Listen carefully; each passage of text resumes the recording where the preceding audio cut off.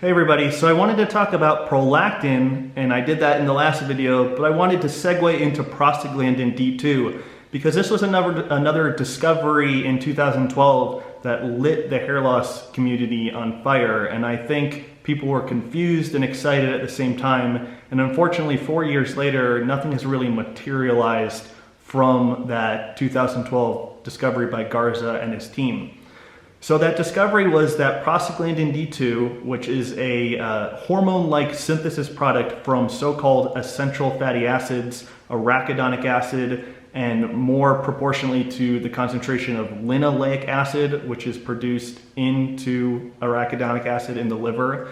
These are substrates for prostaglandin synthesis. And prostaglandin D2, a type of prostaglandin, was found to be elevated in the scalps of men with baldness, and it was found to inhibit hair growth. So immediately, I think this calls into question if a prostaglandin from an essential fatty acid is causing a degenerative condition like baldness, which is associated with many other degenerative problems.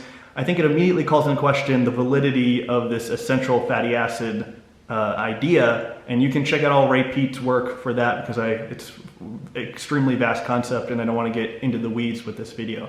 But you can also, I think I talked about it a little bit in Organizing the Panic, which you can watch on YouTube for free.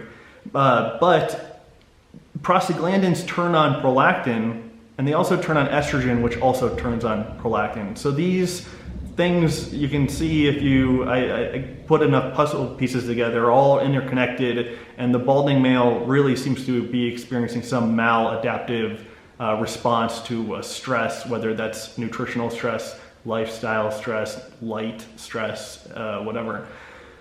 So that's something to think about. And then in addition to that, I think it connects with hair energy metabolism. So if you just follow me here, the hair follicle is a energy hungry mini organ, and that's not me describing it that way. It's lots of different researchers like Terrence Cayley and then Kenji Adachi, and they've gone into great detail of how the hair follicle produces energy, and that it produces energy through aerobic glycolysis. So it produces energy inefficiently and turns lots of glucose into lactic acid, which I guess is a feature of highly proliferative tissues which need to grow very quickly.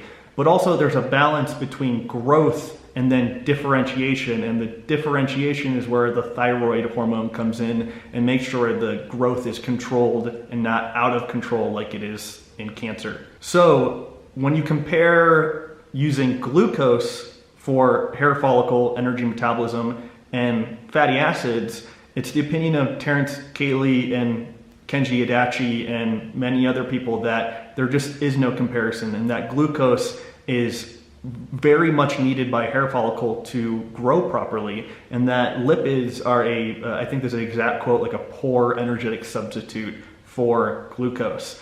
And I think I went into that a little bit in one of my articles about the pentose phosphate pathway if you're interested in the nitty gritty of it. So the ultimate point being, I think when you incorporate prostaglandins that are produced or synthesized from so-called essential fatty acids, and that these turn on things like prolactin and estrogen and aldosterone, and all these things are associated with baldness. And they also turn on things like cortisol, which is intimately associated with baldness. And then you start thinking about how they modify the hair follicle's energy metabolism, and that it's very imperative for the hair follicle to use glucose, and that these stress substances inhibit the use of glucose from the hair metabolism and cause all sorts of problems like edema and fibrosis, etc., that are well known to be part of the androgenic so-called alopecia cascade. I think it really blows open the doors to what baldness is and what it isn't, and what it isn't appears to be a genetic lottery that some men are just susceptible to, and way more a maladaptive state of the person experiencing a negative consequence with their environment, including things like food, light, general stress, and all things that involve interactions in day-to-day life. So if you enjoyed this video, hit that like button. I'll do more of these if you guys like them. Let me know in the comments. Thanks for watching. We'll talk to you guys soon.